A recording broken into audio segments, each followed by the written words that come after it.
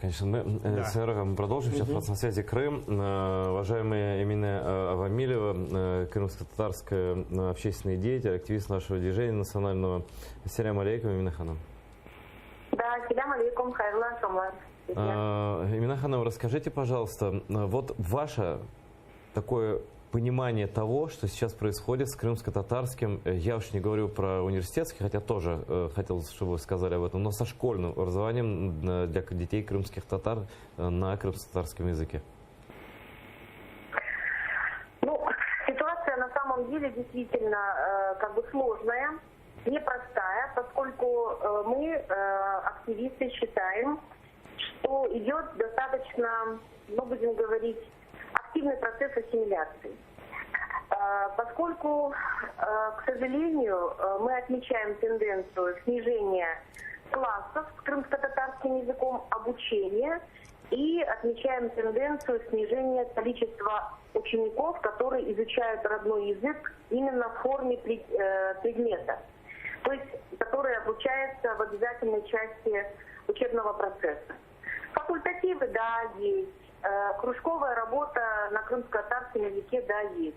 Но нас волнует именно форма обучения родного языка как предмет и, конечно же, сохранение вот нашей национальной системы образования, это образование на родном языке. То есть имеется в виду воспитание в дошкольных образовательных учреждениях на крымско-татарском языке, ну или на украинском языке, да, и, конечно же, преемственность этого процесса, начальная школа на крымско-татарском языке и, естественно, второе звено, это с 6 класса по 9 класс, продолжение образования на родном языке, то есть так называемые национальные классы.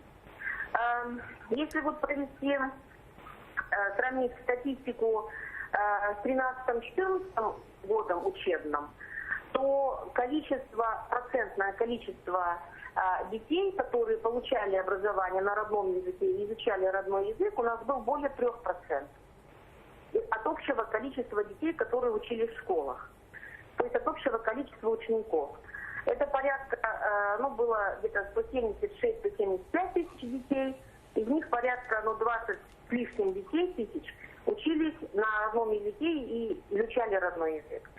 Это было где-то порядка, почти 500, не ошибусь, достаточное количество было, свыше 500 учебных образовательных заведений.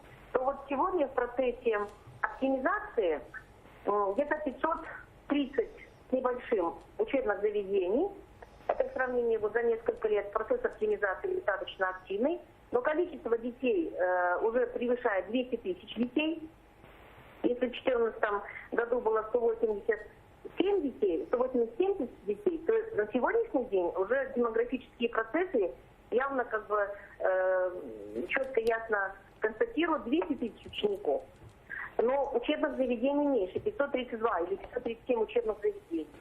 То здесь процент детей, которые получают образование на крымско-татарском языке и изучают крымско-татарский язык, уже менее 3%. О том, какой процент детей изучает свой родной язык как украинский язык или получает образование на украинском языке, там получается менее 1%. Эмина Ханым.